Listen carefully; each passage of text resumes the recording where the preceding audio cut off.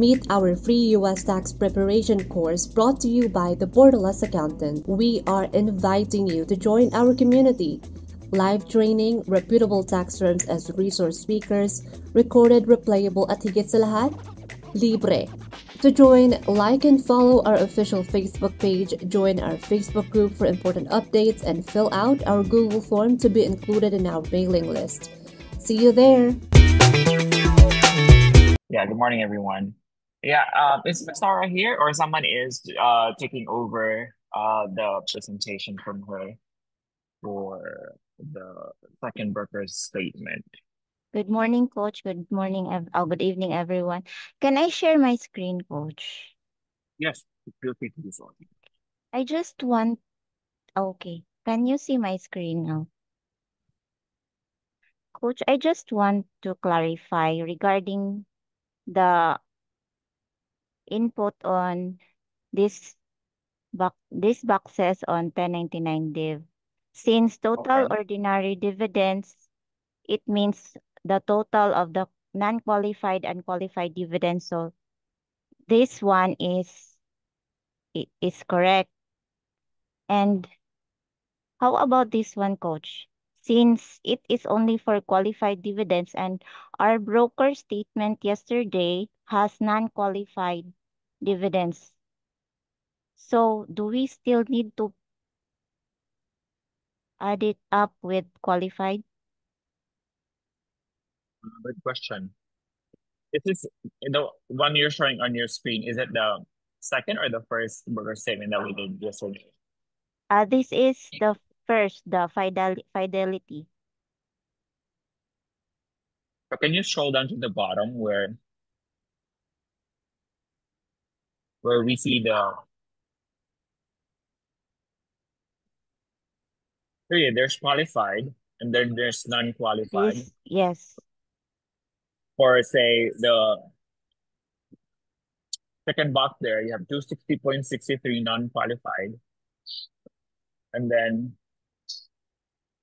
We have 299 299.26 and then and 269. 269.44. So where did we get that 829? 829 is the total foreign 89 income, is the right? total for, yes, this portion total for 559 and 269. Okay, so that is qualified. Walang non-qualified yung isa. But merong non-qualified. So 260. Yeah, you're right. I made a mistake there. So the qualified apparently is only 269.44 and And 299.26. 299.26. So whatever your total there, that should be your qualified. So this portion. Yeah, and the non-qualified would be the 260.63. Okay, so that's it, Good Coach. spot, Thank you for, good spot ratio. So just for everybody's sake, we made a mistake yesterday because what we took as the ordinary dividend and qualified dividend, if we can just click on the broker statement again ratio. So the broker statement, yeah, down to the very last page, give you the total foreign income, which is 269.44 and 559.89. That one we took as the qualified dividend and the non-qualified dividend as well. But looks like there is actually a breakdown of the non-qualified and qualified dividends down to not down, but to the left. So this is what we should be taking actually. So qualified is 269.44 plus the 299.26. If you can highlight that ratio, please. Yeah, that one. And then that one. That's the qualified dividend. And then it will not. yeah, that's all right. And then for the non-qualified, it should be the 260.63. One thing to note, very, very important, is that no way that the non-qualified is greater than the qualified. Because magkaka-error kayo niyan sa diagnostics. So the non-qualified will always be or equal to the qualified dividends. So in this case, mas malaki yung qualified versus non. Sorry, I'm sorry. Um, wait. Um, Nakagising ko lang. So can you go back to the ProConnect?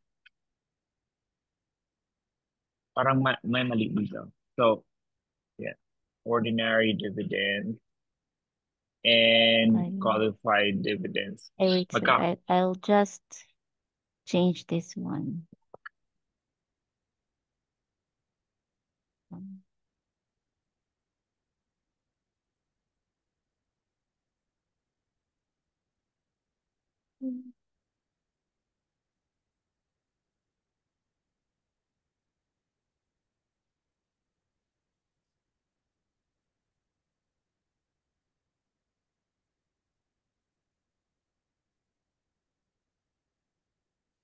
This one, coach, or Emily. Okay. And can you put side by side the broker statement again?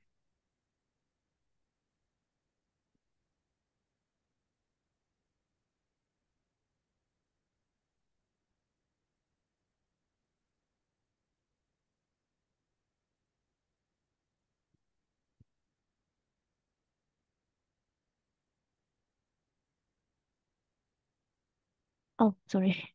Wait, what's happening here?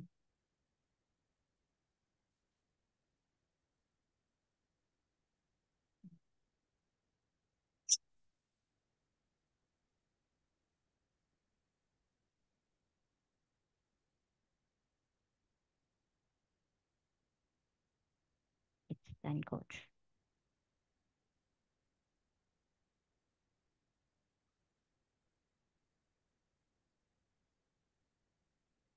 Oh,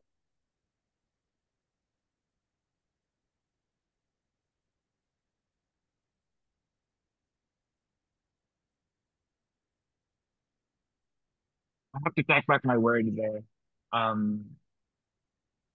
Racial and for everybody. Yung dapat nilagay natin sa non-qualified should be yung total ng 269.44 and 559.89.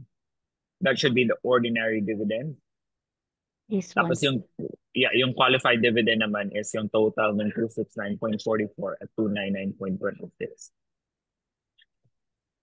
Kasi no way that your qualified dividend would be greater than your ordinary dividend. Kasi lahat ng qualified dividends ay ordinary dividends. But not all ordinary dividends are qualified dividends. Does it make sense? Yes, coach. So, yung tama yung ginawa natin yesterday for the first box, yung total foreign income, that is considered to be the ordinary dividends, the 269.44 plus the 559.89. But yung pagdating sa qualified dividends, which is the immediate second box after that, is the total of the 269.44 and the 299.26. Copy? Yes. Again, hindi lahat ng dividends ordinary dividends, but hindi lahat ng qualified dividends ay ordinary dividends. Okay? So may mga portion lang dun sa ordinary dividends that are considered to be qualified. Okay. Okay. Good job, Rachel. Parang ready ka na ready ka na mag-tax prepare. No, kidding. But yeah, So you're doing a great job. And I'll stop share now, coach. Yeah, sure. I think Miss Nora is here. I saw her. Yeah. All right. You're here, Miss Nora, and are you able to present today? Yes po, coach. All right. Narinig niyo po ako? Yeah, loud and clear. Thank you. All right. So take it away. Maybe we can start with you showing us first the broker statement. I haven't seen it myself. Yes. Yeah, let's just familiarize with the pages and so we can expect what to input into the tax software. Okay. Yes, coach was about. Yes, thank you. All right, perfect. And I'm also outside. I'm actually at the Starbucks right now. So wala akong second screen. So I only have a very tiny screen sa aking, I think 13-inch na Mac. So For a while. yeah, and I also will have to speak a little lower kasi may mga madami yung tao. Okay, let me test my... Ay, ano ba yan? Calendar ata ang na-share ko. Sorry po, wait lang. Ano ba ito? Wala kasi akong nakikitang ano dito sa share screen ko ng Windows. Ba yan? Ay, wait lang. Kasi na siya. Ayun ito. So far, we have covered W-2, 1099-R. I think next week we'll be starting doing Schedule C, which is the business income or self-employment income. And then further to that, maybe Schedule E for the rental. Madali lang naman yung Schedule E kung alam niyo na yung Schedule C. Although may mga peculiarities yung Schedule E kasi nga passive income. Even Schedule C, meron akong mga inputs doon na kailangan nyo ding tandaan kasi it's not just simple as entering the P&L into the software, but you need to understand how that impacts the taxpayer, and most especially sa inyo, no, bookkeepers. You might never know yung mga clients nyo ay could be doing Schedule C, diba? So if you already know what is Schedule C, and then later on you would know what an 1120 is, then you can start, probably be able to add value to your client. Or maybe I'm seeing that you might even be able to propose to have you yourself prepare your client's tax return. Kasi 'di ba alam niyo na yung situation ng client, may meron ng trust, 'di ba? So, if alam ni client na alam niyo mag-prepare ng tax, he may actually have you do his tax, 'di ba? Tapos magre-refer pa yun sa inyo. That's how you can make use, or that's another use of this course. Hindi lang yung may employ kayo as tax preparer, but you can actually, again, provide a more value to your existing clients. Yun dun sa mga existing na nag-bookkeeping na. And also, I will keep saying this, mas madaling aralin ang tax preparation kaysa sa bookkeeping. Kasi madalas, akala ng iba, ang bookkeeping, kapag nag-reconcile na ng books, okay na. No, there's so much more to that. Especially yung mga mismatch ng invoices, maling pagka-receive ng payment. There's a lot of peculiarities that you think okay na yung books. But when you look at, say, the general ledger, marami dong inconsistencies in terms of categorization. At ang madalas kung nakikita talaga kapag may invoicing si client, hindi consistent yung pag-receive ng payment. Minsan, invoice, pagka-receive ng payment ni client, diretsong deposit. Hindi man lang ni-receive yung invoice. Diba? So, hindi siya easily detectable unless you do like AR or AP reconciliation. And these are something na, kunyari, hindi ka naman masyadong good yung foundation mo sa accounting. Accounting 1 lang naman yun, basic bookkeeping. Kung hindi ka doon familiar sa account, sa how the, let's say, the adjusting journal entries work, for example, anong impact ng mga transactions sa general ledger, you as a bookkeeper na walang ganong background, I'm not discriminating anybody, I'm just, stating the fact here because I've worked with a lot of bookkeepers. Hindi nila malalaman yon Again, because ang akala ng marami, yung bookkeeping is very procedural lang. Okay sana kung procedural lang, but if you know the impact of the transaction that you're doing doon sa, kunyari, nag-prepare ka ng invoice, right? When you prepare an invoice, alam mo ba na sa back-end nagre-record yan ng AR at saka sales? It's recording a journal entry doon sa back-end. Hindi mo lang alam kasi you're just doing the invoice. You're just preparing the invoice, right?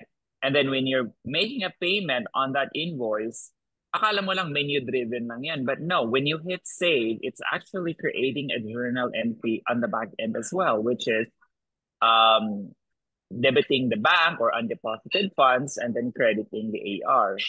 Diba? So, if again, ang alam mo lang is procedural way of doing the book, you may think you're doing a good job. Kasi ang nangyayari sa book, share ko lang itong mahaba tong share na to kasi papunta na tayo sa Schedule C.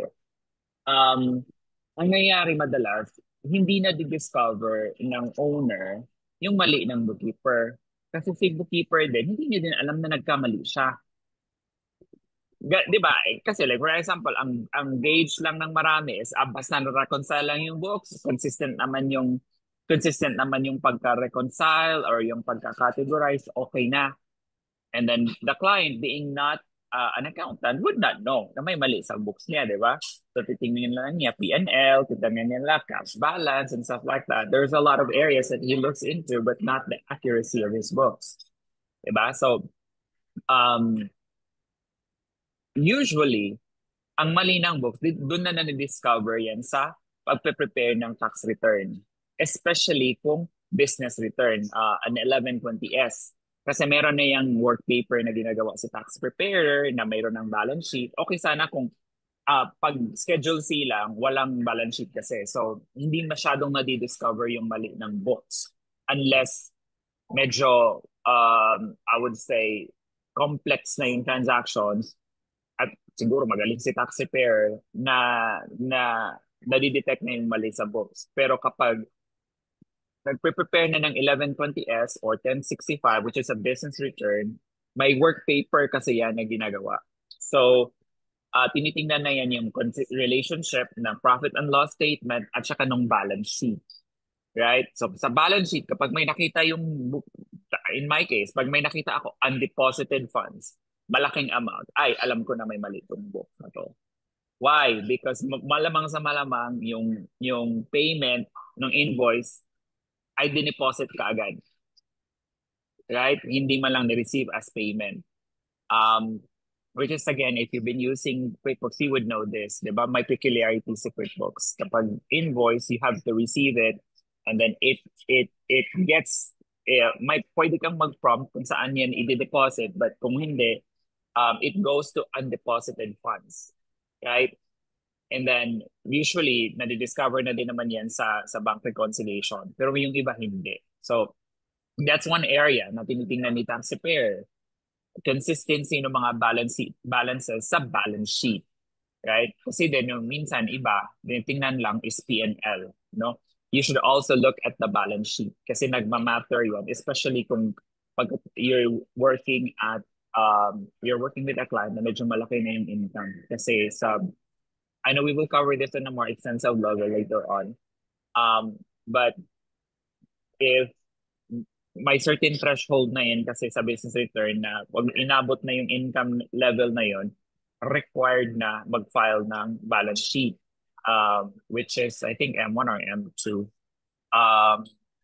So, again, ang point ko lang naman is that if you're looking at a career right now, at wala kayong background at all sa accounting and you're looking at being a bookkeeper versus being a tax preparer, I would suggest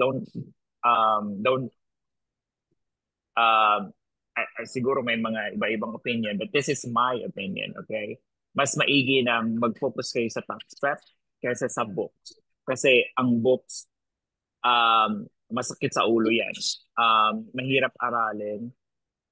Lalo na kung wala masyadong foundation sa basic accounting. Pero kung meron kaya yung accounting background, it's really good to do books. So again, a position na ang magaling na bookkeeper will be a really good tax preparer. But if you're a tax preparer, you're not necessarily have to be a bookkeeper kasi nga, pwede ka namang mag-focus sa 1040, right? And yung business return, if you're working with somebody, pwedeng, pwedeng matutunan yun. You know, pwedeng matutunan mag-build ng work paper and mag-entry into the tax software. But yun lang.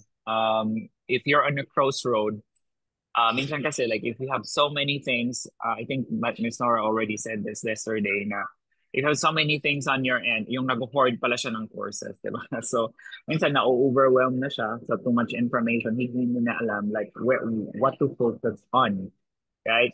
But if you already know that this is your goal, then everything else will fall apart, right? Because makakapag-focus ka na and all your energy will be used towards that goal, right?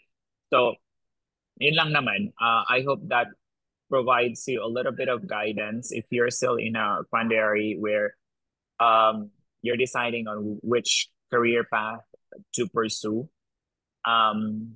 If hindi pa naman kayo nagsimula mag-books and then here's this opportunity to do tax prep, I would highly suggest mag-tax prep ka na.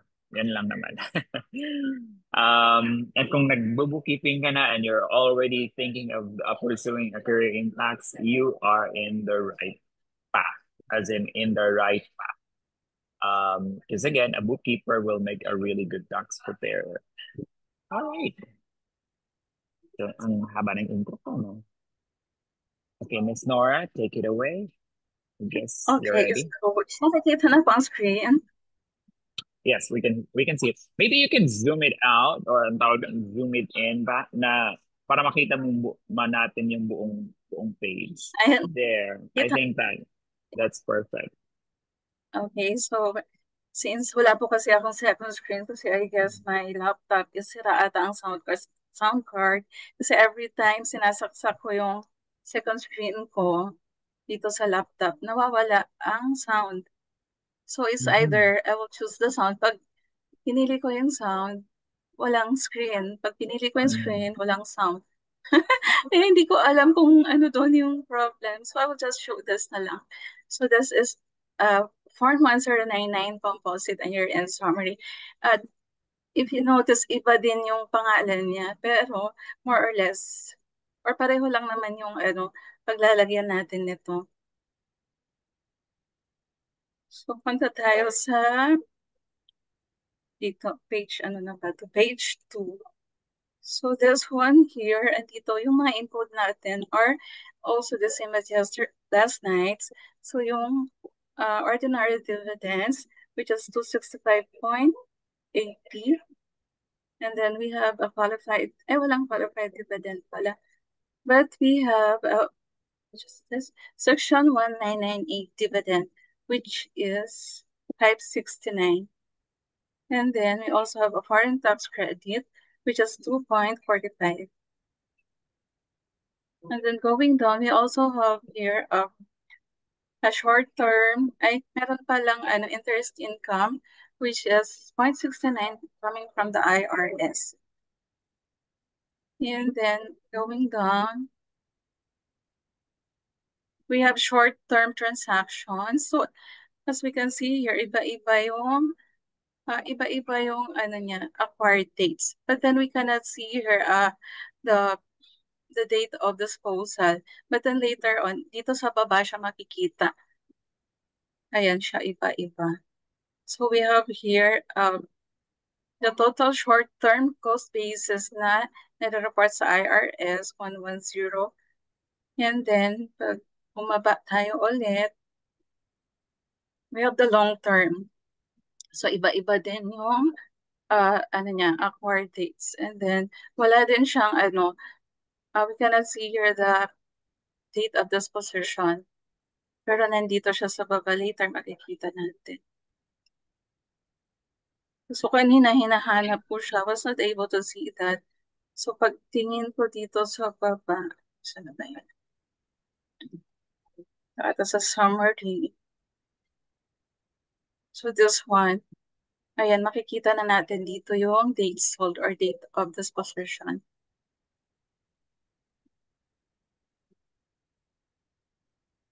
Ayan, so for the short term and the long term transactions. And then this one is page 16. Ano pa ba nandito? Just like a summary, so hindi siya natin gagalawin or ano lang siya kasi summary lang. So, ayan. And then I'll go back to my quick into it pala. Can you still see my screen? Yeah, we can see it. Oh. So I'll just what you call this. Hindi ako sanay sa mag-ano. Ang tawag dito, dual screen. Hindi siya dual, multiple ano ba to? Tawag dito. Ay, wait lang. Ayun. So since this one is a composite statement, so hirap mag-ano. Ayan, maliit. Pwede pong hindi ko na i-share yung ano, yung Yung broker statement? Yeah, sure. Opo. No problem at all. I think Kasi, everyone has a copy of it anyway. okay, thank you po. Kasi medyo ano, mahirap siya And then in the dashboard, we'll just go to, since this one is 1099 dividends. So palaki na pa din. Right now, ang naka-share po, Ms. Laura, is yung broker statement pa din po. So I don't know if you mean to I-share share. ko muna po. Yeah, Stop share ko muna po. Yes. sige pa. Then share.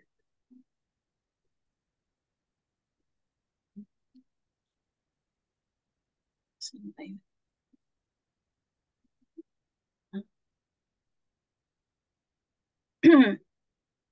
Hirap mag-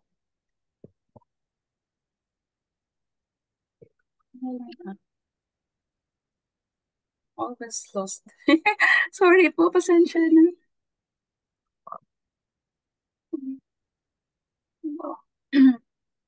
Alam po. Ayun. So based on the broker statement, the dividend, may nakita na ako ng foreign tax paid. So di natin pwedeng kalimutan yun. And then, not sure if it's a loss or a gain.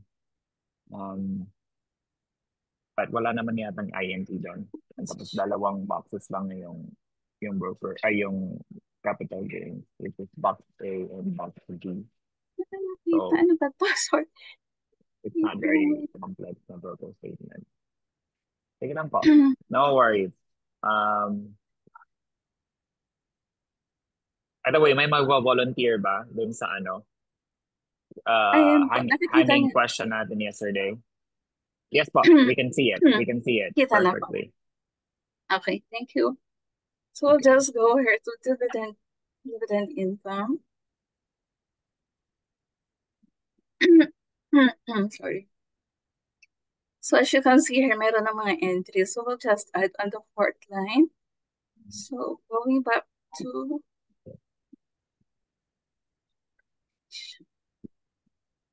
wait lang. While you're doing the input there, Ms. Nora, it's a good thing to also remember. Like if you see her screen right now, the broker's name 1, 2, and 3 are all in formal caps, right? So capital yung first letter, and then all lower caps yung sumunod. Merong firm na all caps naman yung ginagamit. So you have to be consistent. Kapag ang firm ay nag-adapt ng all caps, then all caps din kayo. Pero kung hindi naman, then you would see it when you start working for a firm and you look at the return. Just follow the formatting that the firm has, right? So madalas ganito formal, but meron ding firm talaga na naka all caps naman. And it's for a good reason. It's for consistency. And meron din mga firm owners na medyo, particular. So kapag hindi naka-all caps talagang hina-highlight sa review. Right? So just be mindful of that. Kasi nga naman pangit tingnan, di ba? Kunyari, naka-all caps si Vanguard. Tapos si TD hindi. Tapos naka-all caps na naman si National. Diba? Hindi consistent yung formatting. So, that's one simple thing that I think you ought to know. All right, go ahead, Yes. Paul.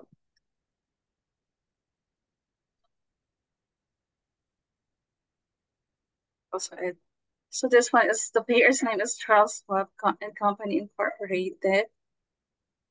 So since naka-small caps na siya, we'll just follow it. Charles Schwab.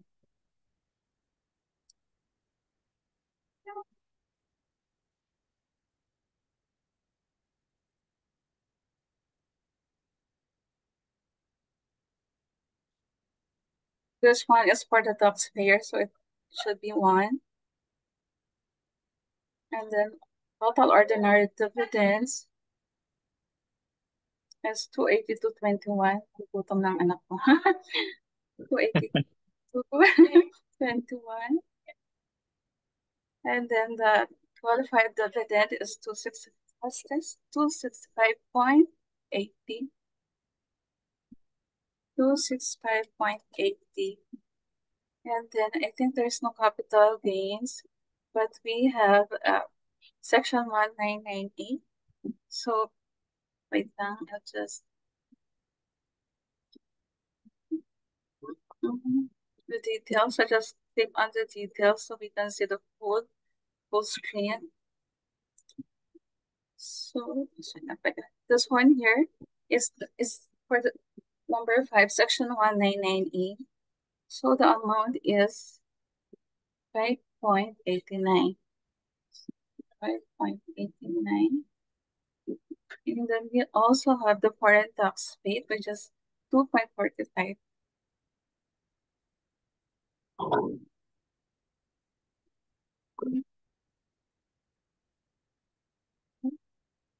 Hmm.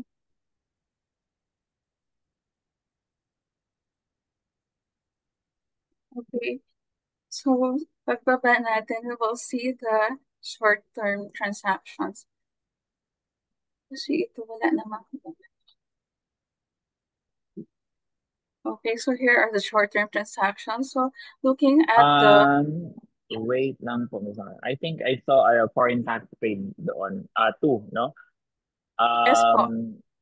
Did you put already yung principal amount ng tax na yan? I think you can see that at the bottom part ng broker statement. May nakita akong foreign Wait. income.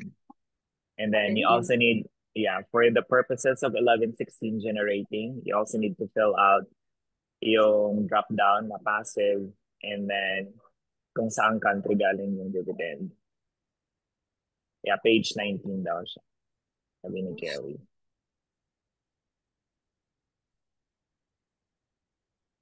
Also this one, 3488.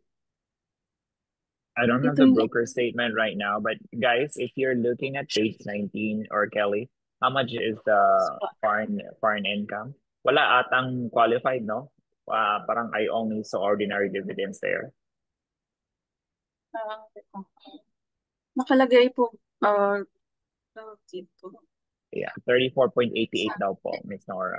Did you see that? 3488. Yeah, that's what he put into the total ordinary dividends. Yeah, there.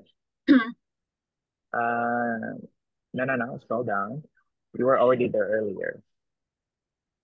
No, scroll down. You're going up. You scroll down. There. I mean, percentage, total, or amount. Yeah, that's where you put it. 3488. Yeah. And then on the drop down, two fields above 34.88. You see there the category of income. Yeah, Yes. that has to be filled out as well. So that's passive. Yeah. And then the source, you can do various or you can do RIC. That should be okay. Yeah. There you go. I think you're good. Okay.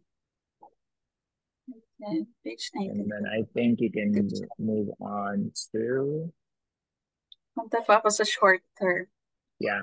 In this case, where if you see everyone's able to see the screenshot that Kelly sent, because that's what I'm looking at right now. yung dividend amount is 34.88. Hindi niya classify if it's qualified or ordinary. So in this case, just put it as ordinary. Okay? Kasi kung qualified yan, the broker will specify it. Okay? So unless otherwise stated, the dividend is ordinary dividend. Okay? Kasi kung nagkamali kayo na yung 34.88 ay nilagay niyo yan sa qualified, walang field doon sa ordinary, yun, magkaka-error kayo yun sa tax software. Coach, the foreign tax is 2.45. Is it not negative? Yeah, formatting to ni tax ni broker 2.45 kasi nga tax paid, but sa software it will be a positive number kasi nga si software na yung bahala magde-deduct niyan. But yeah, some broker statement they will put it as a negative, some broker statement they'll put it as an absolute number. But in the software, it will always have to be positive kasi si software na yung mag-compute niyan ng deduction as a credit against the taxes ng taxpayer. But good observation there, Rachel. Okay. So, dito na tayo sa short term. So, punta ako dito sa Schedule D. And then dito sa baba, yung Schedule D/4797.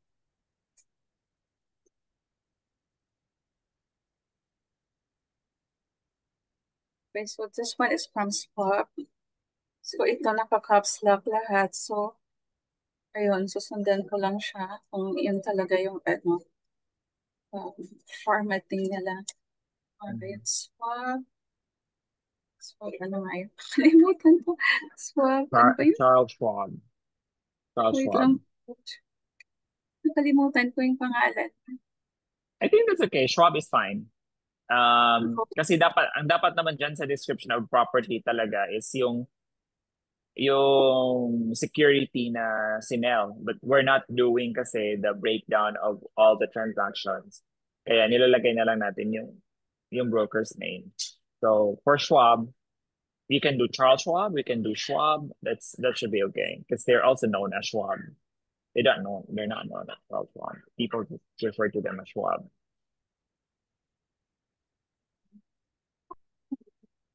CSCH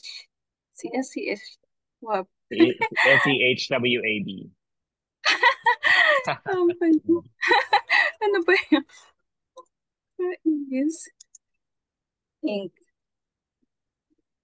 And then since it has different dates, so I will just use various. Saan na ba yun? Wait lang po. So I just pick the first date that I see here. So it's June 3, 2024, negative June.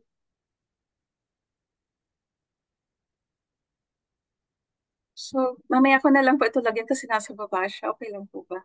It's on the last page. Yeah, no problem. Page. Actually, what I would usually put there is end of the year, 12/31/24. Doesn't really matter. Yeah, okay, doesn't really matter. Ang mahalaga lang dyan kapag short term, the date acquired and the date sold must be within 12 months apart. Okay? So kung ginamit mo 12/31/24 as the date sold, the latest or the earliest date acquired should be -1/1/24. Okay? Pero kung ginamit mo 23 naman, let's say November 1, 2023, dapat yung date sold mo din is 12 months after November, right? So you cannot use December 31, 2024 because that would be long-term already kasi more than 12 months na. So yun lang naman yung tatandaan niyo dyan. Sa short term, it must be 12 months apart yung date acquired and date sold. Okay po. Thank you po. So this one, the total is 110.88 for the sales price, and then the cost is 116.08. And then if we want to see the next tabs, so dito wala naman siyang wash sale. And then for the gain or loss, we will not touch it. And for Careful the din kayo next, dyan sa wash sale ha. Madalas din yan na kakalimutan. Kung may wash sale doon sa broker statement, dapat nyo din i-input yan. Okay, but in our example, walang wash sale. Can you click on details, Miss Nora? Ano lang, I just wanted to see kung mayroong way si ProConnect to determine the box nung security, ng tawag dito, nung gain or loss. Is it reported to the IRS or was it not reported to the IRS? Yung box A, B, C, D, E. Meron ba siyang option dyan? ito po yung nag-click po ako ng details, coach. Yeah, okay. Let me see. So yeah, short term, you have to indicate that it's short term. So put one there. Then sa taas, yeah. Somewhere, okay, you scroll a little, yeah. Ayun. One So short that is term. one. And then go down. That's I wanted to see where you can find that in. Go down. Kelly, would you know, saan sa ProConnect ina-identify kung box A, or D, or B, yung transaction? There must be, kasi, Excuse me, coach. yes po. Pwede pong i-click yung Schedule D po. Okay, i-click mo daw Not yung Schedule in the D. section, yung after general information, Yeah, may yung tab sa Schedule D, taas. There. and please upwards. Scroll up. Scroll this one. Ano Yeah, dapat? so Nakataas. ito naman, may guidance lang siya. Thank you, Rachel, by the way. So, sabi dito, blank equals Form 1099B with basis reported to the IRS. One, Form 1099B, but basis not reported to the IRS. So, kung wala tayong ilalagay dito, okay lang yan kasi it will be deemed as box A by the IRS. Short term, box A. Kasi short, naglagay ka na doon kanina yung 1, right? For short Yes, term. Kung wala ka nilagay dito, the software will determine that it's box A. Pero kung box B, dapat maglagay ka ng 2. Short term, reported to the IRS, so B. But kung long term naman, nilagay mo kanina, kung long term yun, dapat 2, right? 2 for long term. yes. Tapos kung wala kang ilalagay dito, that means box B, right? And then kung meron kang ilalagay, dapat 2. So 2 for long term, 2 for not reported to the IRS, that means box D. So ito yung peculiarity ni ProConnect. And ganito din ata ang Lacert. Kasi again, how ProConnect is designed is also how Lacert is designed. May ibang software talagang nilalagay mo doon box A, box B, C or D, no? Naka-specify. But if you know again this peculiarity, you will know how to navigate the software. So in this case, I think itong short-term loss na to is nasa box A. You can confirm that sa broker statement. I think I saw that in the last 2 pages. Meron doon nakalagay na summary. So box A and then box D ata yung long term. So in this case, since naka-box A to, so you don't have to put anything there.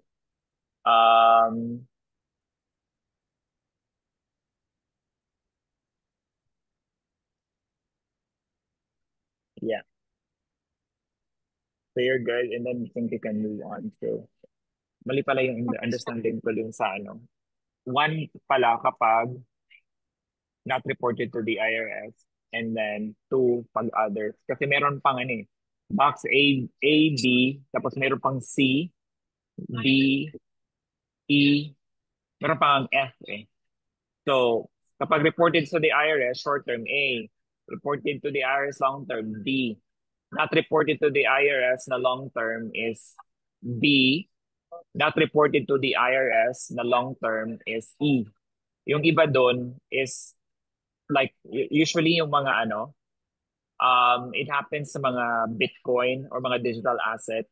Kasi kapag yun, wala pa kasing formal na brokers yung mga yun. Right? So yung nag-trade or nagbebenta ng mga digital asset, may independent na platform sila kung saan sila nagka-conduct ng trading, right? So, may statement na kayong, minsan nga yung client nagbibigay lang ng Excel, right? So, ibig sabihin nun, hindi yun naka-report sa IRS, right? So, and both the basis or wala at all na ni-report sa IRS. So, yun yung others. So, pag short term, yun yung C. Kapag long term, yun yung F, if I'm not mistaken. So, yun yung mga codes. Makikita nyo naman yung codes kapag pwede nyo nang i-perplexity lang. Like, ano yung mga codes usually sa broker statement in relation to short-term and long-term gains.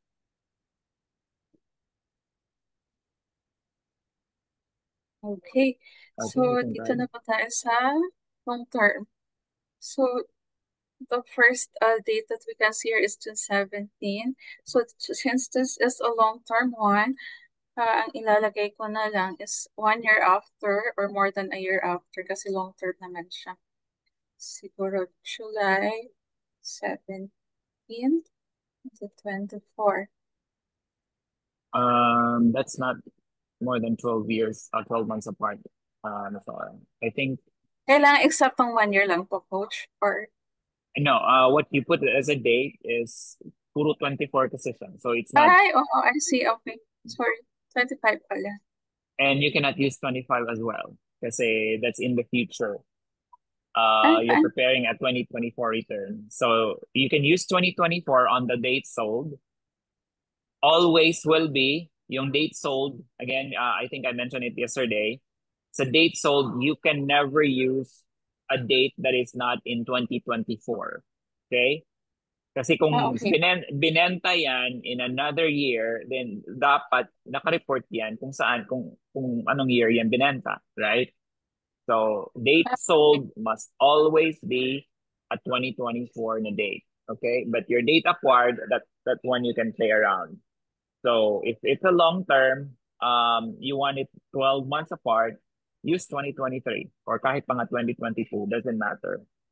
Okay. What matters is that yung date sold. It must always be a date in 2024. Okay? Okay, coach. Thank you. Sure. December 51.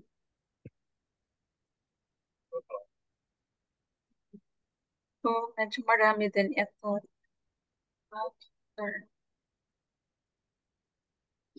So, the total long-term sales price is 599,456.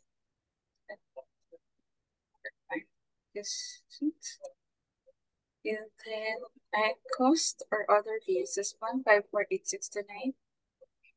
154.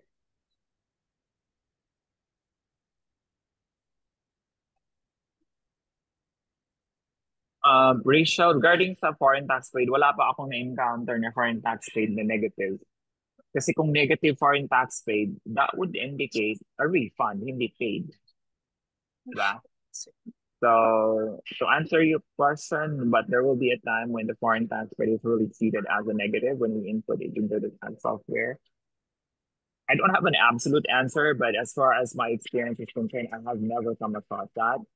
And in my simple analysis, again, if it's a negative tax paid, it's a refund and not a payment. So it doesn't make sense. Okay. If my answer makes sense to you. I asked Perplexity, coach, and it says that you should deduct that negative tax paid to his other foreign tax paid. I don't know if it's correct since Uh, it's a I'm not refund. I'm not sure as well, but again, if it's a foreign tax paid, uh, I don't see a point bakit magkaka-refund siya sa foreign country kung saan siya may income. Diba? So he has to make a payment first before he gets a refund. Before he can. Diba? Mm. He has to make a But that is payment first, and that payment has to be an overpayment for that taxpayer to get a refund. Kasi 'di ba, yung premise ng yung premise ng foreign tax paid is that, okay, let's say for example, bumili ka ng stocks, di na tayo lalayo sa Pilipinas. 'Di ba, kasi Filipino siguro yung wife nung taxpayer. So bumili siya ng stocks ng BDO for example. Si BDO nag-issue ng dividend. So kumita ng dividends yung taxpayer natin. But di ba sa Philippines, hindi tayo nakakapag-skip sa withholding tax. Di ba? So before pa, I don't know if some of you are already invested in the stock market, but tayo kapag nagkaka-receive ng dividends, yung dividend is already net of the withholding tax. Di ba? So kunyari, ang dividend niya is nasa 10,000 pesos. And withholding is siguro nasa 15%.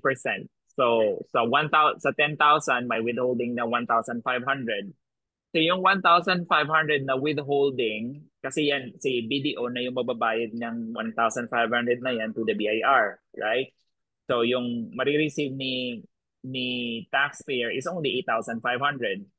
So pag ni-report niya na yan sa tax return niya sa US, yung income niya is 10,000 as dividend, tapos foreign tax paid na 1,500. You know what I mean? So report yung gross amount, not the not the net amount that was received. So hindi 8,500 kundi sa example natin 10,000 dividend in Philippine peso, and then foreign tax paid which was 1,500. Yun yung logic nung foreign tax paid. Na-get so far? Yung example natin?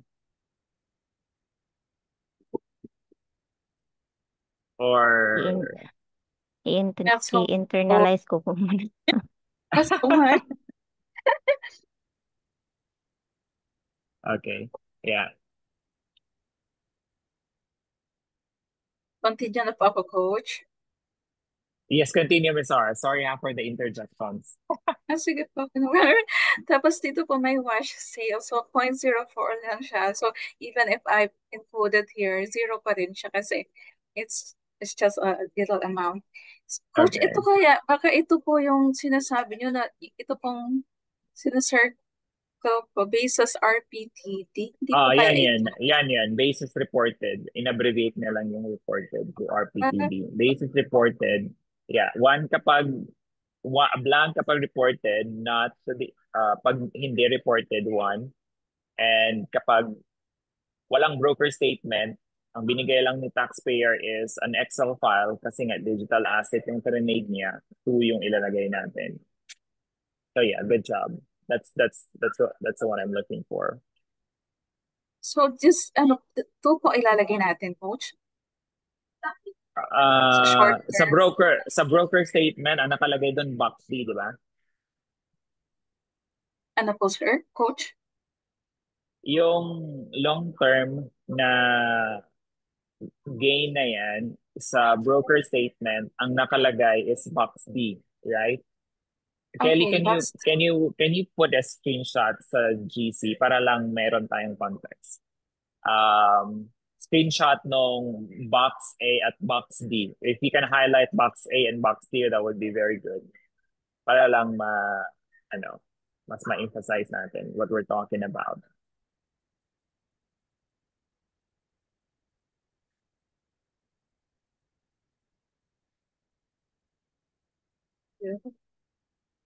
Wait lang po. By the way, nalagay niyo na po ba na long term yan? Yung gain na yan? Ano ko pa yung details, Coach? Okay. Dito rin siya. Right. So while you're doing that, may screenshot si Nancy Kelly. I don't know what page is this, Kelly, but I believe this is on the last two page. So may nakalagay doon description, total short-term related gain or loss. and cost basis is reported to the IRS. Report on Form 8949 Part 1 with Box A check. That's what I was talking about. Ms. Nora, if you can check on your chat box, meron dun sinend si Kelly na screenshot. That's what I was talking about. Yung box A at saka yung box B. Wait lang po. Nagahang siya. Nagahang ang aking cellphone rate, coach. Okay lang, no problem. Tap sa laptop.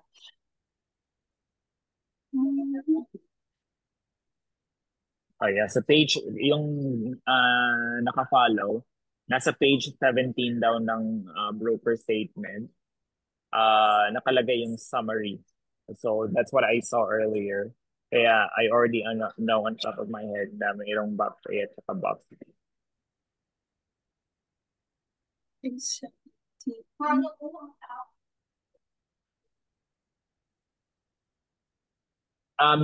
If you have the broker statement, that's okay. Just go down to page number 17, and then you get to know what I was talking about.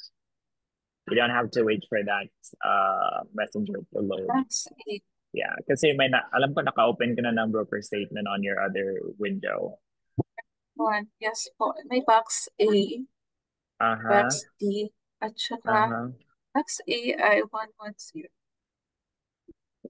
Box D, box, ano ba ito? Cost basis is reported to the IRS report on cost basis 116 report part 1. Hindi nagsisink in. Sorry, coach. Sige lang, no problem. It will take time. For the others ba, ay nagme-make sense sa inyo? I just want to make sure that I'm not expecting everybody, but are you getting this part? Yung peculiarity ng box A, box B, box D, box E, these things that I'm talking about, nagsisink in to sa inyo? Miss Nora, if hindi pa nagsisink in sa inyo, balikan nyo na lang to yung video na to, okay? Or, yeah. Si Alma is said yes. So, not yet, coach. I'm a bit lost then. Yeah, that's fine. Sorry, hindi kasi ako makapag-share ng screen kasi then isang screen lang meron ako. These are reportorial lang naman ni IRS. Reportorial requirement niya. But these are, again, things that you need to be aware of kasi isa din itong tinitingnan ng reviewer. Right? So pag hindi niyo ito minark, na yung capital gain or loss na yan is reported to the IRS, it would also be a minus point for you. Kasi that's a test of your thoroughness. Right? So, ang sinasabi ko lang naman is yung logic behind this, right? So, when you have a broker statement, look into kung reported ba yan to the IRS yung capital gain and loss. And you would know that dun sa classification na nasa broker statement, right? So, okay, so Carlos says here, okay, very good. So yung box A is short-term transactions reported on the Form 1099-B with basis reported to the IRS. Box B, short-term transactions reported on the Form 1099-B, but the basis was not reported to the IRS, right? And so on and so forth. Even if you don't understand these things, it's fine. You know, it's gonna sink in later on the more that you do a broker statement. But the point that we're trying to emphasize now is that when you're entering the broker statement into the tax software, you must always indicate that the gain or a loss is on a box A, box B, C, D, or E. And how do you know that again? It's on the broker statement. Okay? Nakalagay na yan, it's a given in the broker statement. And mag-share lang ako ng screen, Miss Sora, ha? Yes Can po, I, Coach. yeah, can I, Mag-unshare. Stop share yes, lang ako. please. Yes, po. So let me Dahil na po share. po. Kunin natin tong chat box.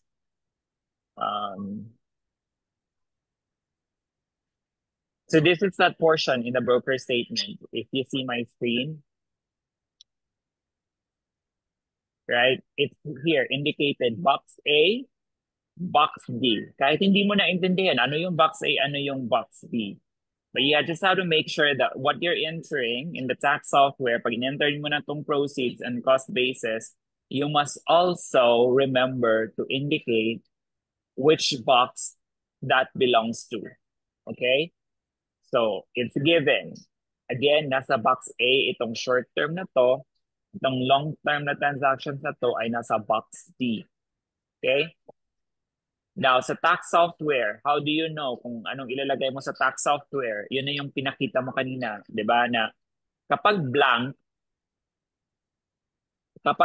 yung wala kang nilagay doon, the software will take it as though it's on box A kung short term, right? I can't show you the software kasi hindi man ako naka-log in. An ibang software, you will really be able to type in a box A or code A or code D. Sa ProConnect naman hindi. Hindi mo na kailangan maglagay pa ng A kasi kung nilive mo it as blank, it will be considered as if it's box A. Kung ang nilagay mong indicator is short term. Right? Kung long term naman at wala kang nilagay, it will be considered as though it's box D. Kasi itong form na to, this form that you're looking at right now on your screen, this is the 1099B. B for broker, right? It's a 1099-B. Summary na nga lang to. But if you have the complete copy of the broker statement, yung breakdown na meron doon yung mga securities, that's actually the 1099B, right? Again, 1099-B, right? So, the fact na merong 1099B, that means it's reported to the IRS. Kasi nga, lahat ng 1099s are reported to the IRS, right?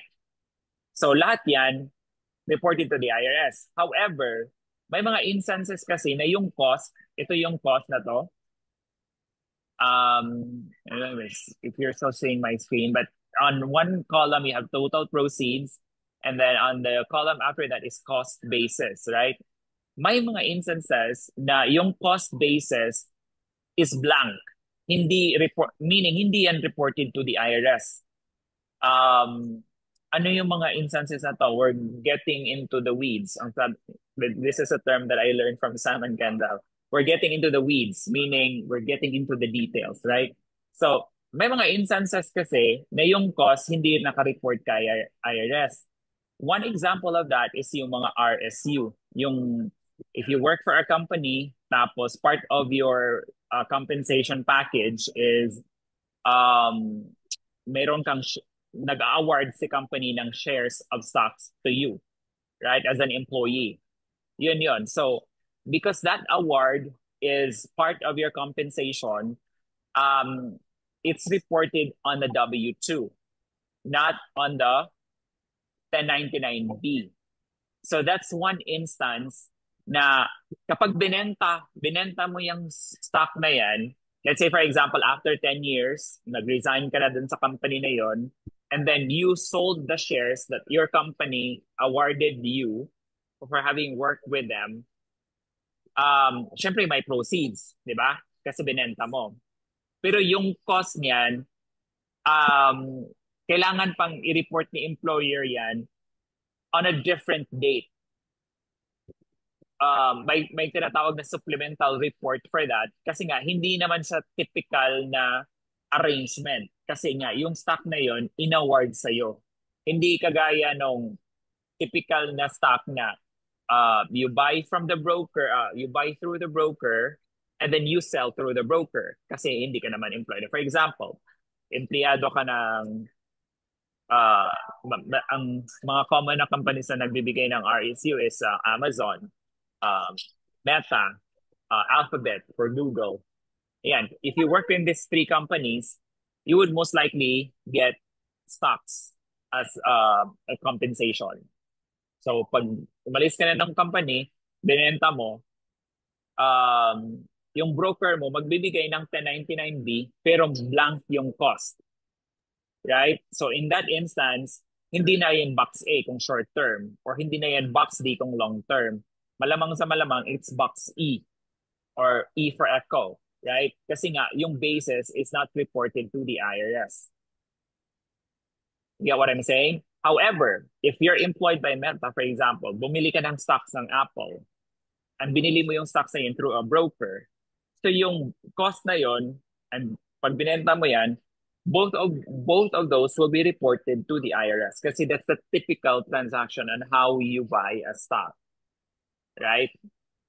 So I know it's so much to digest right now. Kaya nga sabi ko, it's getting into the weeds, but it's okay. You know, you just rewatch this video, or research some more as to what's you know, find an article maybe in Perplexity so that it makes more sense to you. Ano yung gamit ng box A, box B, box D, box C sa broker statement. But the bottom line is, what I'm trying to point to you is, para maging thorough kayo sa pag-i-input ng tax return, you have to indicate in the tax software the corresponding boxes for those capital gain or loss.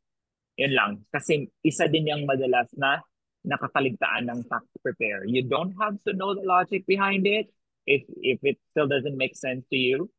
But for you to be able to successfully impress your employer, you have to be as thorough as you can be. And this is one of those na dapat yung tandaan. Pag may broker statement, alamin nyo na agad, box A ba yan or box B ba yan? And make sure that it is reflected into the tax software. Okay, yun lang naman. If again, it doesn't make sense to you yet, that's fine. Iba-iba tayo ng learning curve. But the point of the matter is, you have to indicate that into the tax software. Okay? And sorry for taking over the presentation, but you can continue, Ms. Nora. Let's just read through the comment. If the client joins a dividend reinvestment plan or an employee stock repurchase plan, does that help increase their basis in the stock? If yes, can that later reduce how much of their gain gets taxed as ordinary income and shift more of it to capital gains? Wow, ang lalim ng question na to.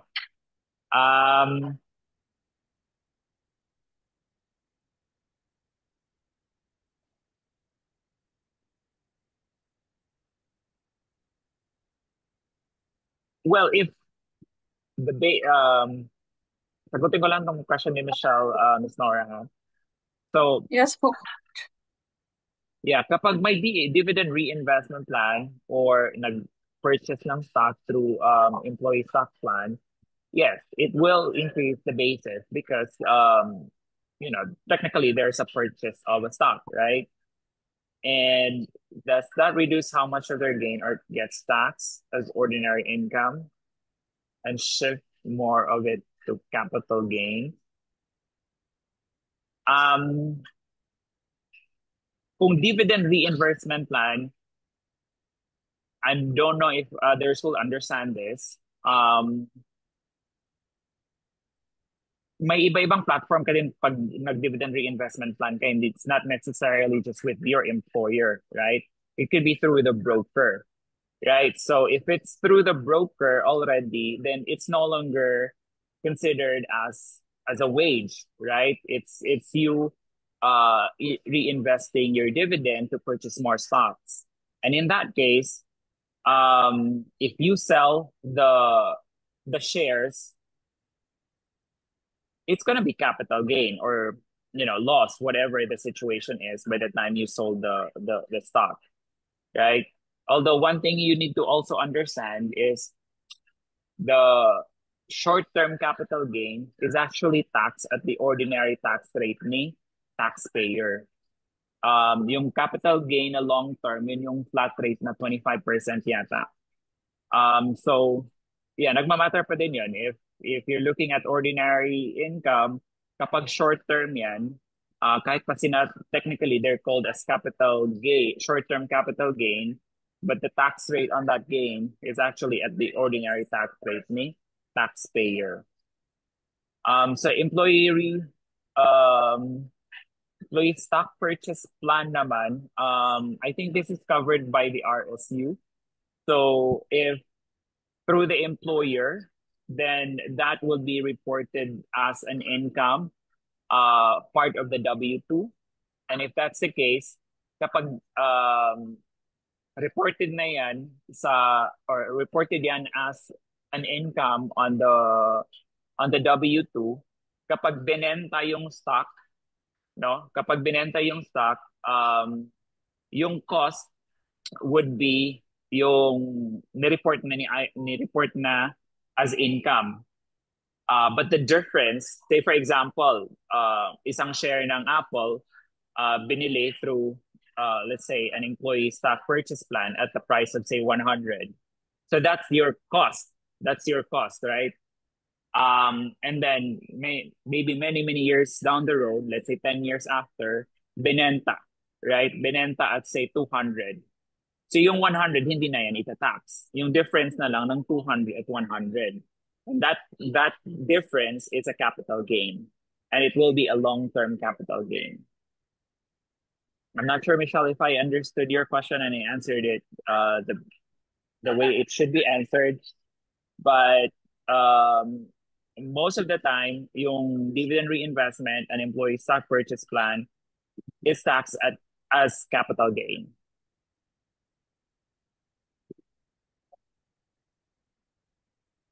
Sige lang, no problem. Ganun naman talaga lahat.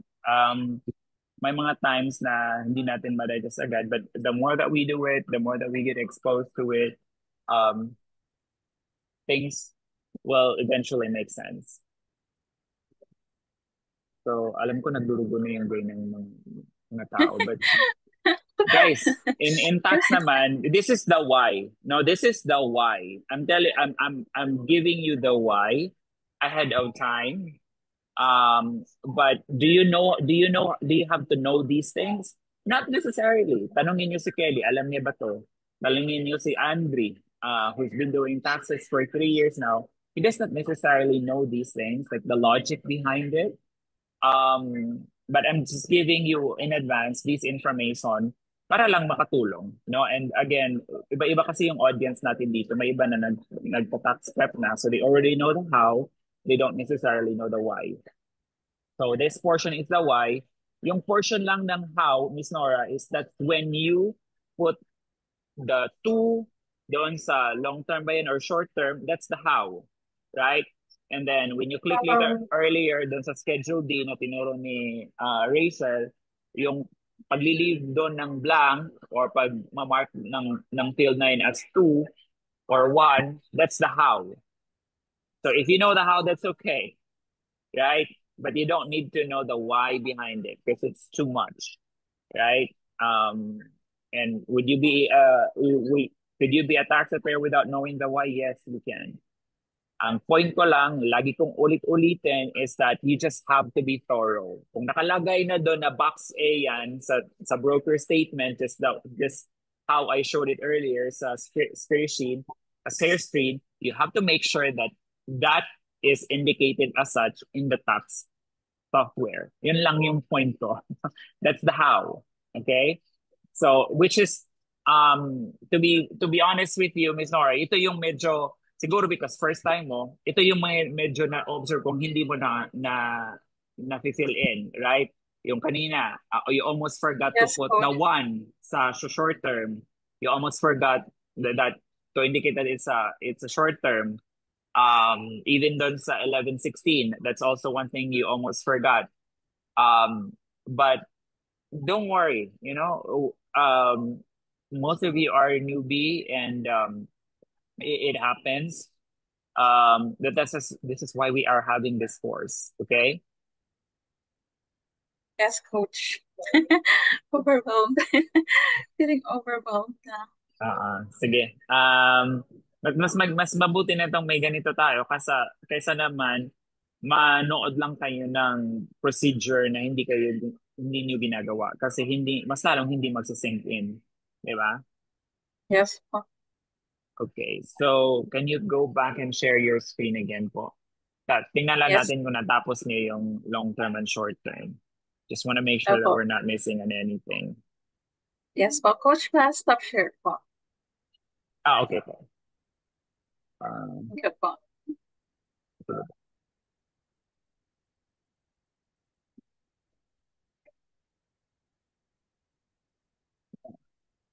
Nakikita na po, coach. Yes po. So, balikan lang natin yung details dun sa long term. If you can click on the details, mas mabilis kasi siyang tingnan. Yes po. Um, Right.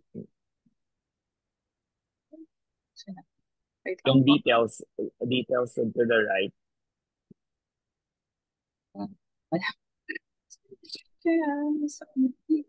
siya.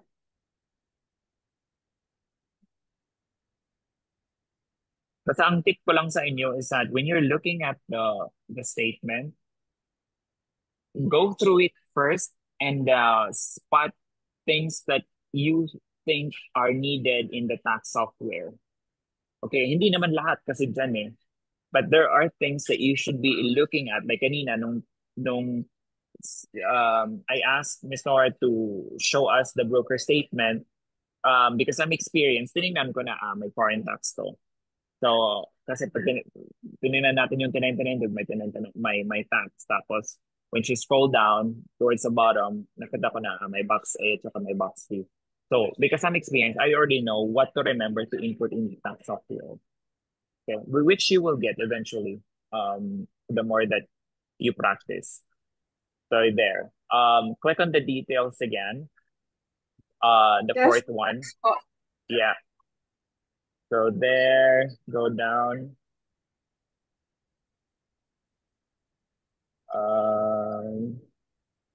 Nasa schedule D ka, no? So go up to the Yes top. po. To the very top. So yun naman reported on blank, the 99D with basis reported to the IRS. So blank, just keep it blank kasi box D yan, di ba? That's me. Yes po. All right. And then get back to general information. I just want to know that you marked it as long term. Scroll down.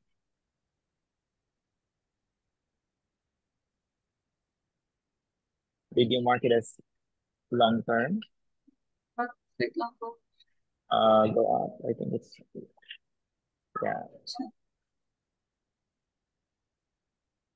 Yeah, I can see it's not marked as long term, but I'm not gonna tell you where to put it. Okay.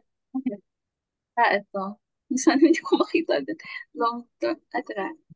Hindi ito. Subject. Nasa baba ng expenses. Bawal mag-coach, correct? Sorry. Yeah, It's okay. sorry. Alam na to ni Ms. Nora. I know, alam niyo na to. Ay, ito. Minsan di ko na makita. Okay. There you go. Alam ko kinakabahan ka eh. Okay lang yan, huwag kang kabahan. Alam mo naman. Pare-pareho naman tayo dito nag-learn. So, yan. So I guess you're done on that one. Those are just the things that you should not forget. It's very important na naka-indicate kung long-term at short-term because na-mention ko na to kanina sa sagot ko kay Michelle, kapag short-term kasi, tax yan at the ordinary tax rate, which is mas mataas na tax rate. Kapag long-term, it's a flat rate of 25%, which is generally mababa sa tax rate ng taxpayer.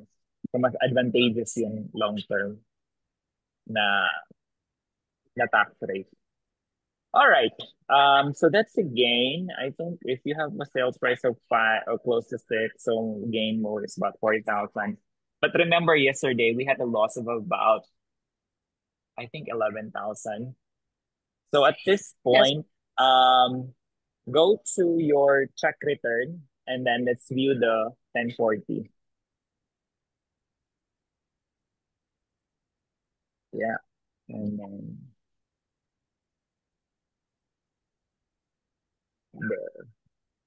scroll down.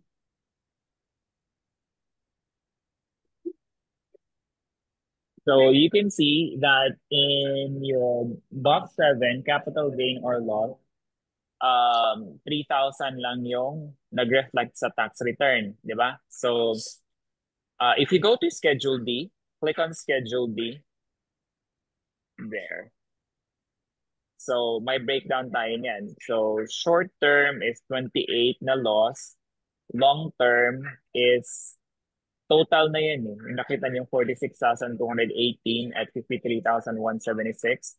That's a total of all your long-term entries. Diba? Kasi may apat na broker statement na tayo eh. Apat ba? Ay, dalawa pala. So, Ay, dalawang peso. diba? So may isang 11 na loss, tapos may gain na about 3,000, tapos siguro may iba pang gain. Kaya ang loss bumaba to 6,958. And you can scroll down, tapos may capital gain distribution of 463. Net long-term loss is 6,495. Scroll down. Okay, combination of short-term at long-term. And then, okay, before I get ahead of myself, meron ba nakapag-research? Di ba? May tanong tayo kahapon kung bakit 3,000 lang yung nag-reflect sa tax return. Anyone? Okay, Rachel. Class valedictorian na to. You have to unmute yourself muna, Rachel. Very sorry. I'm sorry, guys. So No, because it is stated in Schedule D in mhm. line 21 that if line 16 is a loss in 1040, enter uh enter the smaller of the loss on line 16 or 3,000 $3,000 negative, and if it is married filing separately, only 1,500.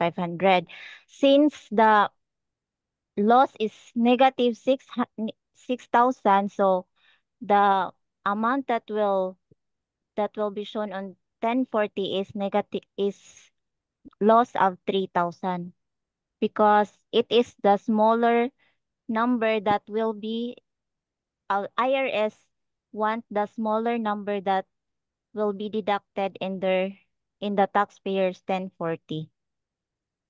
That's all, Coach. All right, very good. Thanks, Rachel.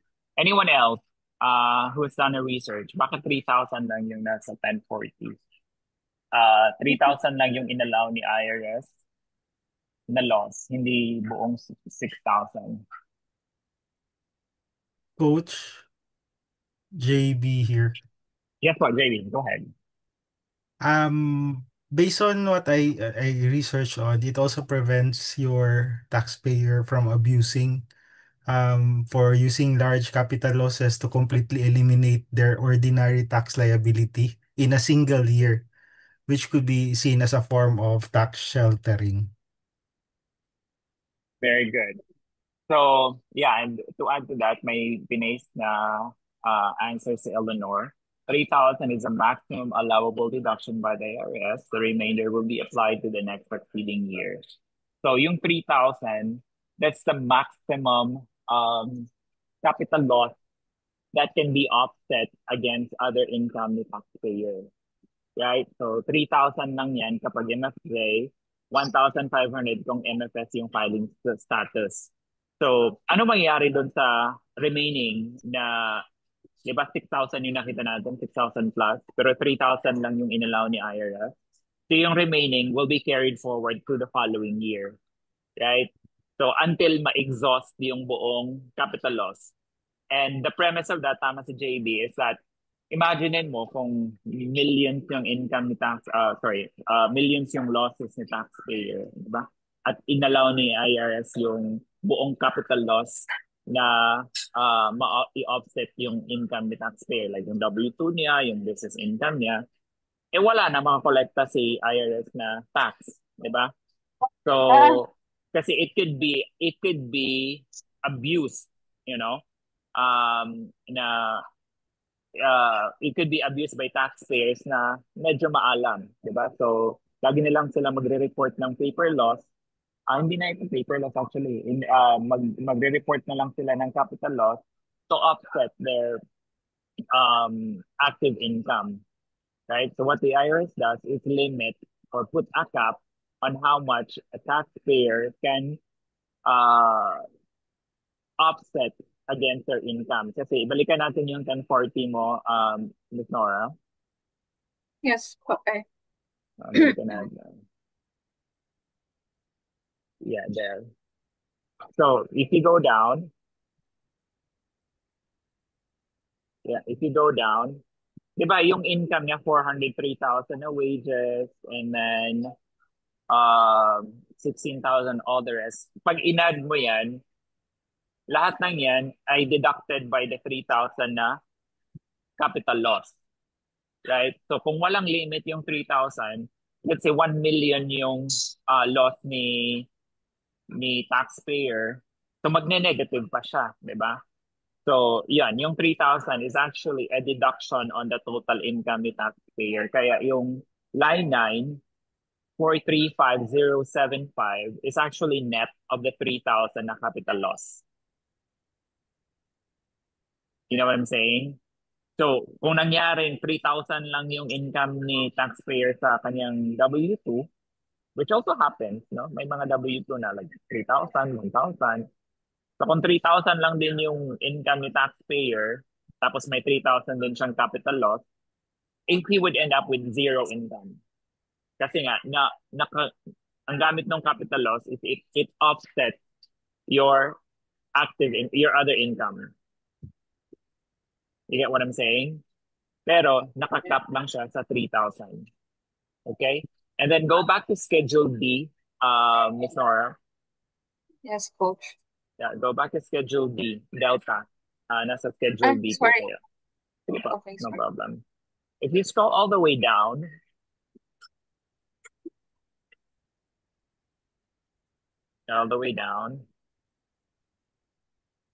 wait lang, hindi yata nakakita. I think sa 8.5 something, yung menu mo sa gilid to the left, can you scroll it down? Just so we can see Eh, other schedules. To the yes left, po. yeah. If you wanna scroll that down. Kasi ngayon nakikita ko Schedule D yung pinaka-bottom. Alam ko may mga schedules pa yan sa baba. No. The other one, yung menu to the left. Alam mo yung mga forms, yes. You wanna scroll that down? Right. Click on Form 8959.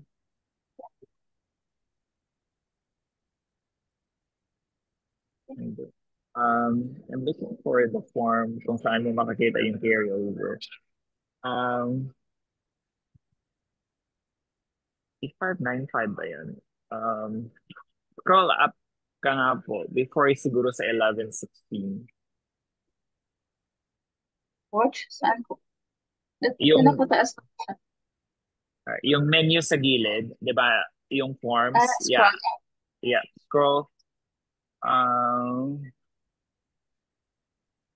At hindi nakikita yung ano dito. Yung carry forward na amount. Schedule D ba yun? It should be in Schedule D. Click ka nga po ulit sa Schedule D. Hindi ko may ibang...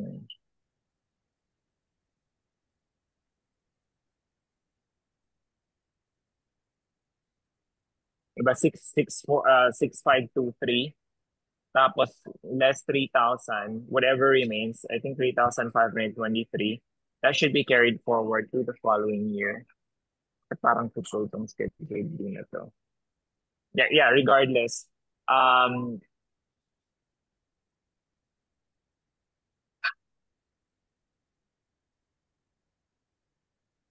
Yeah. So, Ang ganda ng siya, ang coach. mangyayari dito, di ba may carry forward na 3,500 na loss kasi nga hindi mo naman hindi nagamit yung taxpayer fully yung capital loss niya this year. So magki-carry forward yan sa following year. And usually, kung returning client naman si client, that's not a problem. Kasi kapag in-import mo yung return or ni-roll forward yung return, kunyari tapos na yung 24, ni-roll forward mo yun to 2025, lahat yung carry over na yon maki-carry forward din yan sa 2025 na return. Ganun yung software. Pero kapag completely new sa inyo yung return or yung client, that's the use of the previous year return. Kaya isa yung tinitingnan kapag you're looking at, let's say for example, mag-prepare na kayo ng 2025 na return, you always need to get a copy of the 2024 return. Kasi possible, may mga carryovers na yun na dapat ini-intern nyo din sa 2025 na return. Otherwise, mafu-forfeit yun. Mawawala yun. Hindi magagamit ng taxpayer sa 2025 na tax year. Kasi kunyari, sa example natin na to, may 3,523 siya na carry forward for the following year at hindi mo ginamit yan. Tapos may capital gain siya sa following year, sa 2025 in particular, um, hindi niya magagamit yung uh, carry forward. Okay? So, again, that's the purpose of you looking at the prior year return. And madalas din itong nakakalimutan because usually when we work in a tax firm at baguhan tayo, usually yung ina-assign sa atin is existing clients na. So kung existing clients na, yung carry forward, we don't really need to worry about it so much because again, na-roll forward na yun sa tax software. So kapag medyo experience ka na at comfortable na si firm owner sa'yo or kung sino man yung supervisor mo or manager, saka ka muna niya bibigyan ng return na bago.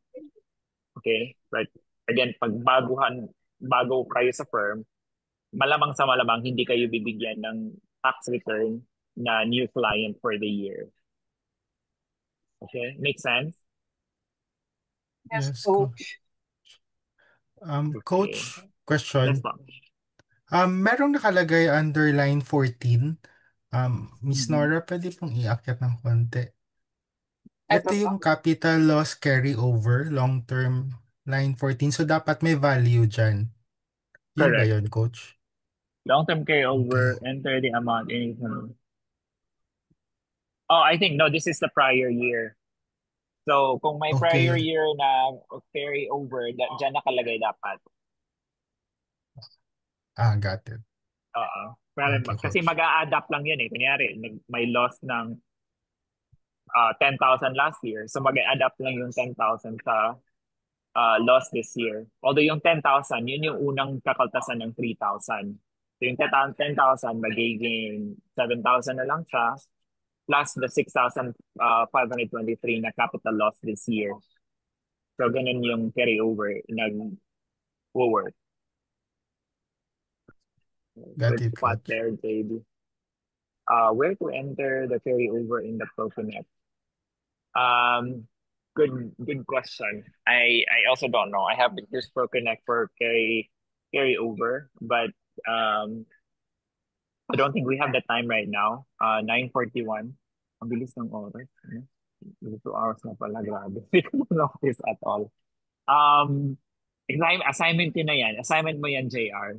Kung paano mag-enter ng carryover.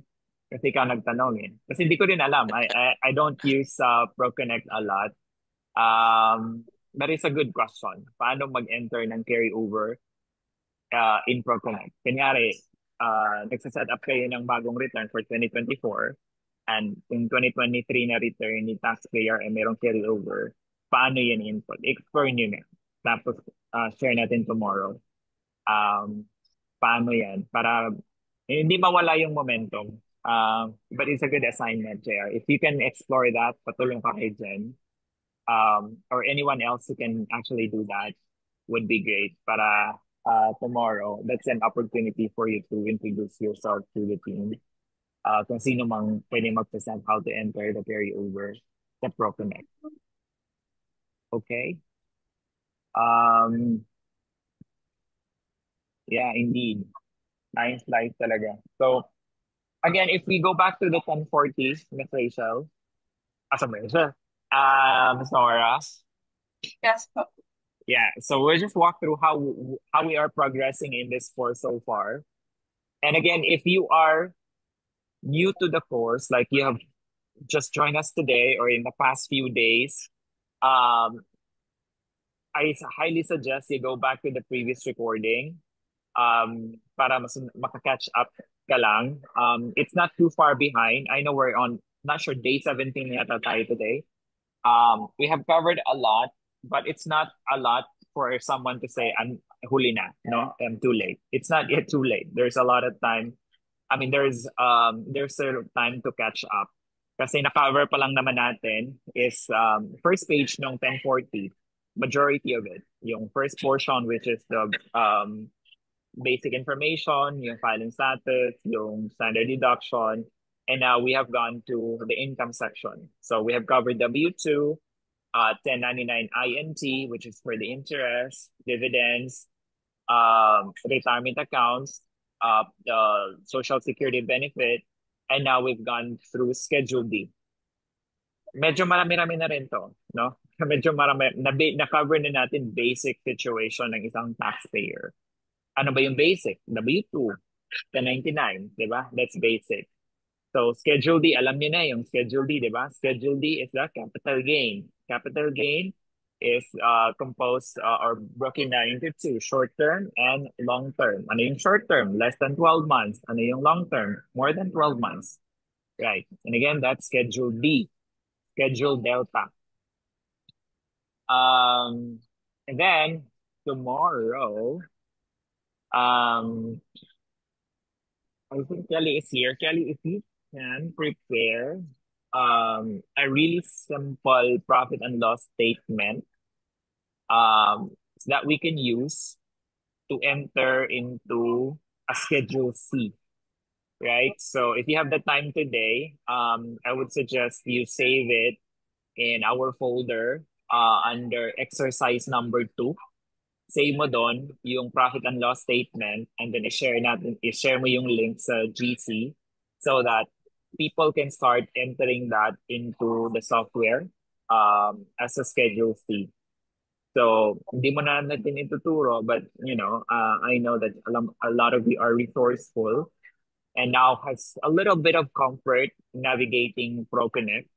So, we'll give you the PNL ahead of time and i-explore nyo kung paano siya i-input sa tax software as a Schedule C. Okay?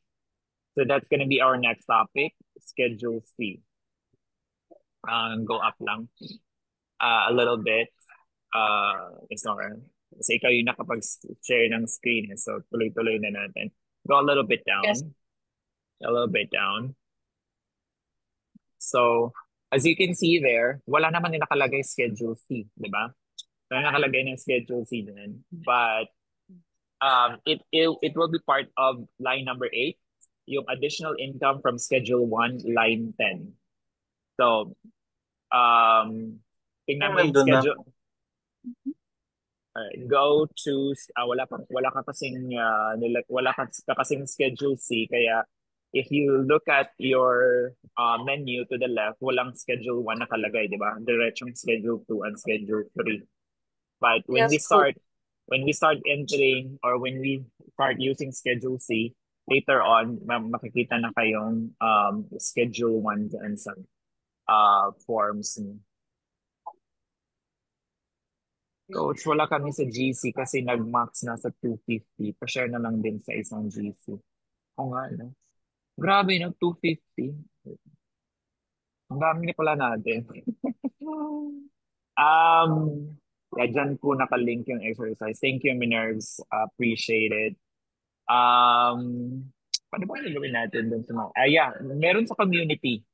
Yung dapat kayo, every one of you should be should join the Borderless Accountant community. Kasi nandun lahat yung recording ng previous session and nandun din yung link towards the exercises. Okay? So, yeah, if you have not yet joined the community, and you want to take this seriously, you're welcome to join that community. Welcome naman dun. Mayroon ngang iba mga spammer. Tapos nag-post na lang kung ano-ano sa community. Diba? So,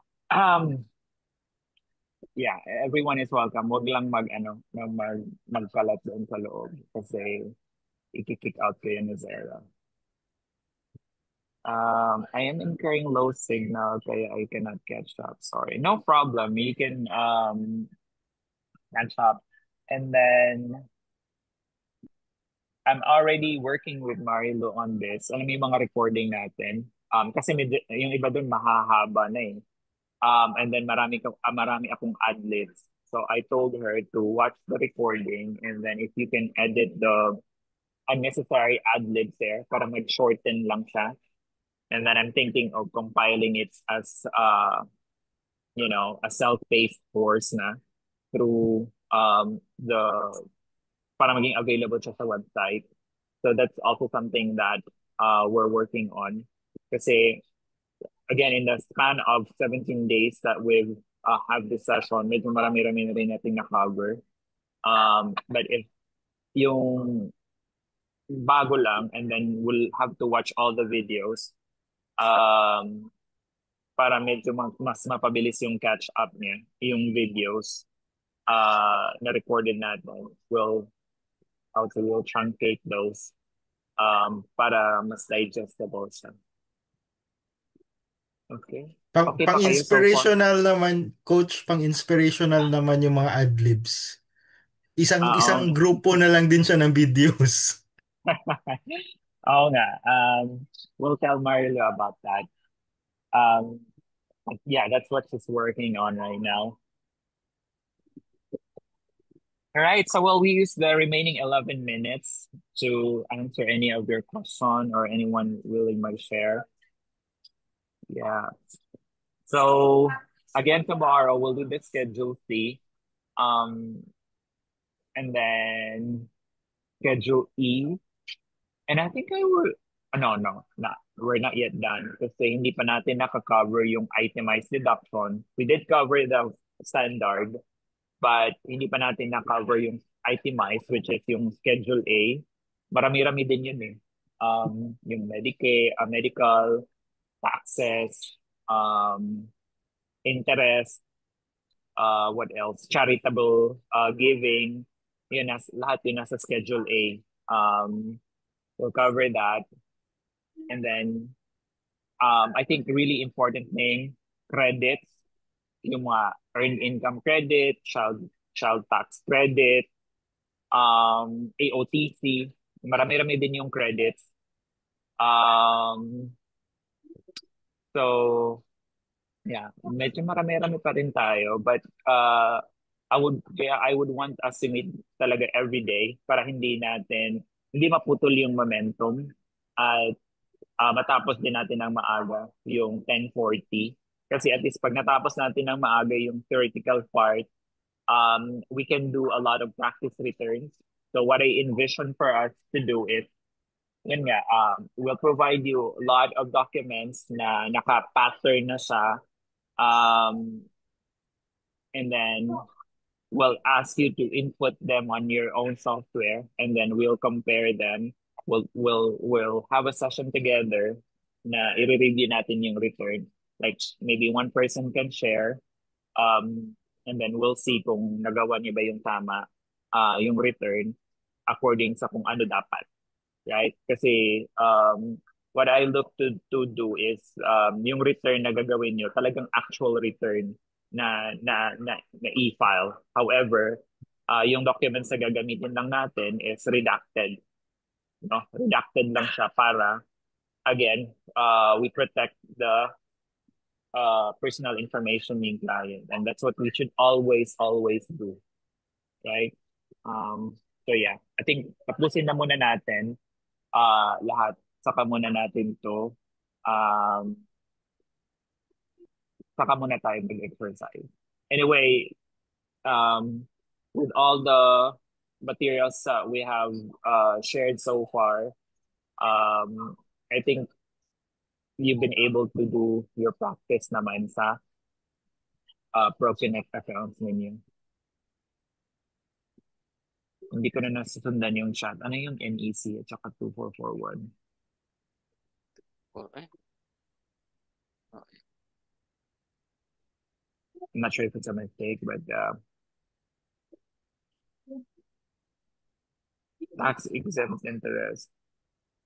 Are you having the same number as JR? Tax exempt interest. One. I can't answer.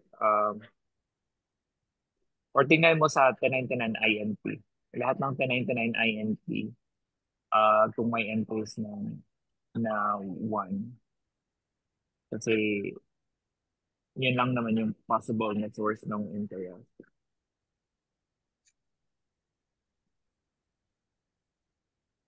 Kasi I think also seeing the same thing sa credit card. 0.69 INT number siya. Okay, very good ratio.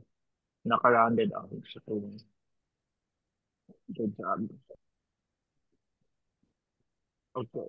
The reason I'm not like actively reviewing the return kasi nga yung sample ng mga forms natin, Andre initially built it from AI, I think, or he just pulled it from anywhere. So wala tayong hindi to actual return. But once we have a sample na actual return, that's when we will compare notes and we want to make sure na the way that you can determine na tama yung ginawa nyo, dapat pareho tayo.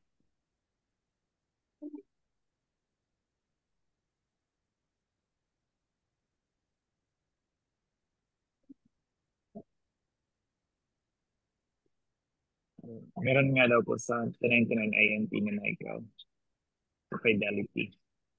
So, thank you. All right. Anything else you want to add, guys? Or are we good? Ano ngayon ka na? Saturday evening.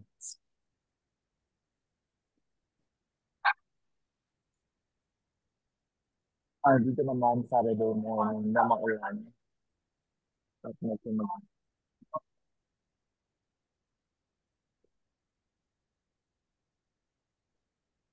mag-5. All right, JR, I think everybody was able to answer your questions. So, tignan mo na lang sa Fidelity na page for basketball. All right. So, I guess to wrap it up, sorry, you may now unshare your screen. We're good, I believe. So, assignment, Kelly, if you can prepare that example natin ng P&L for the Schedule C and then save it. If you don't know where to save it, let me know. It's in the bookmark, already bookmarked it sa Chrome account natin. Okay, sir. And then put it as exercise number 2.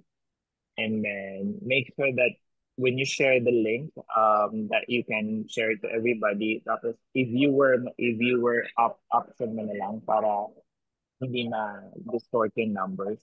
So just make it as a viewer or read only yung pag-share mo. Then share it sa GC and then everyone.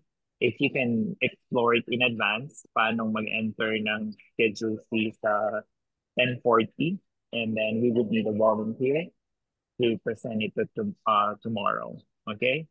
So if anyone can volunteer ahead of time para alam natin who will do it tomorrow, right when we start. And then yung carryover na tanong ni JR, balikan natin tomorrow kung paano i-enter, and then anyone can also take a stab on presenting it on the screen. So we need 2 volunteers tomorrow, and then maybe we will start with our day with 3 people introducing themselves to us. Diba? So, kasi ngayon, isa lang, sinus na wala lang. Pero mahaba kasi mahaba yung broker statement. So, wala tayong time mag-introduce ng participants. But tomorrow, remind me, we'll start the day with having 3 people introduce themselves, and then the other two will do the presentation, one on the carryover input, and then the other one on the Schedule C. All right. We're getting there, you know.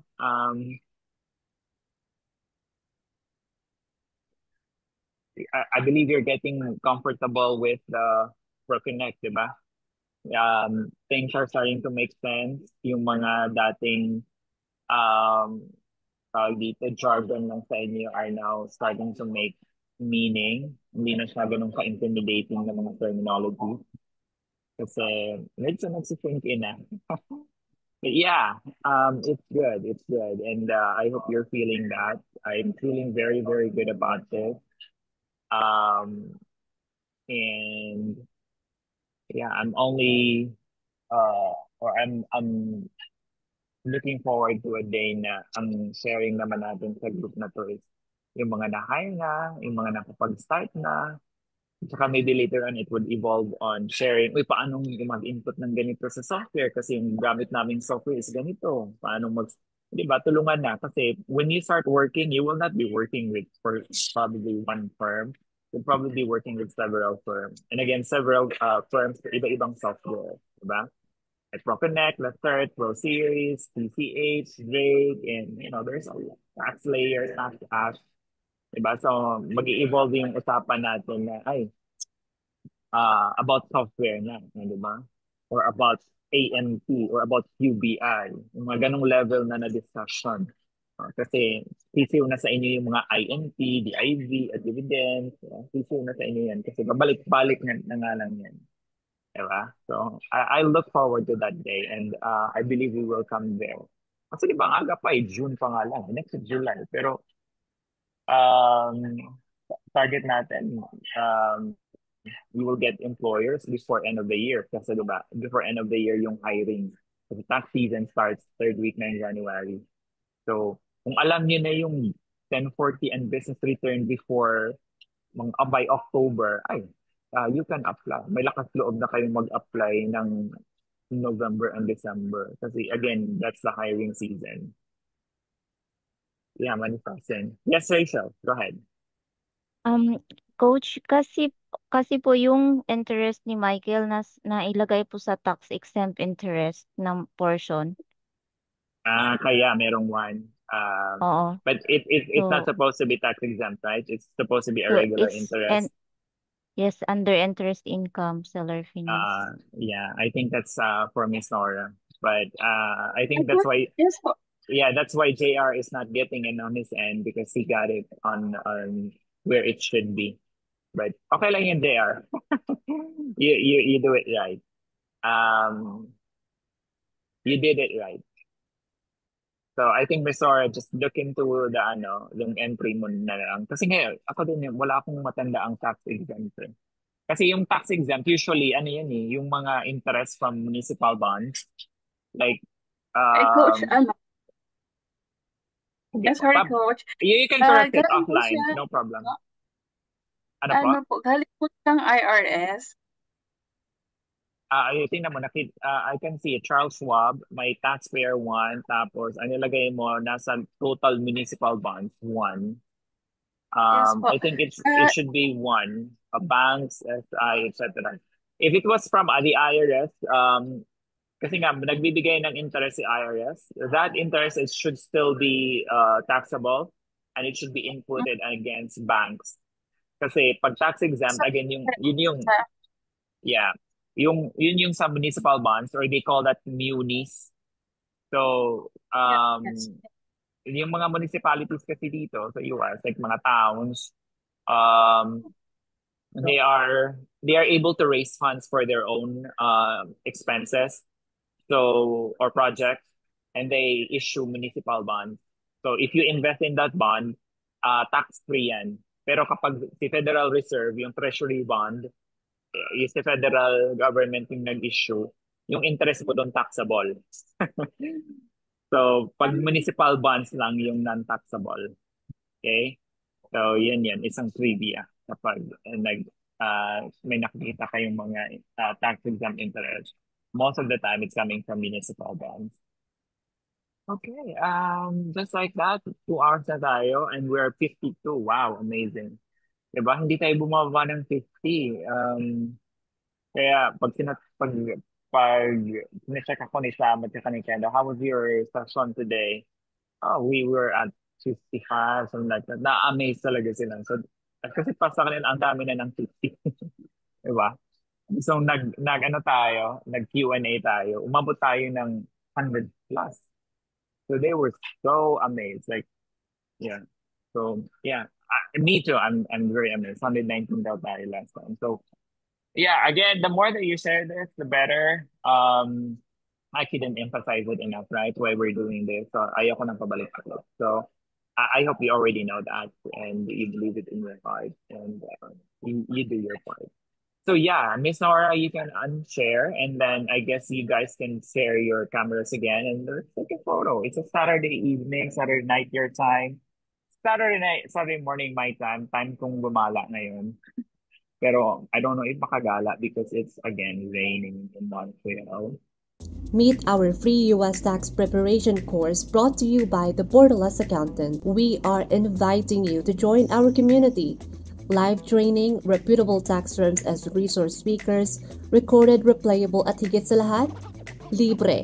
To join, like and follow our official Facebook page, join our Facebook group for important updates, and fill out our Google form to be included in our mailing list.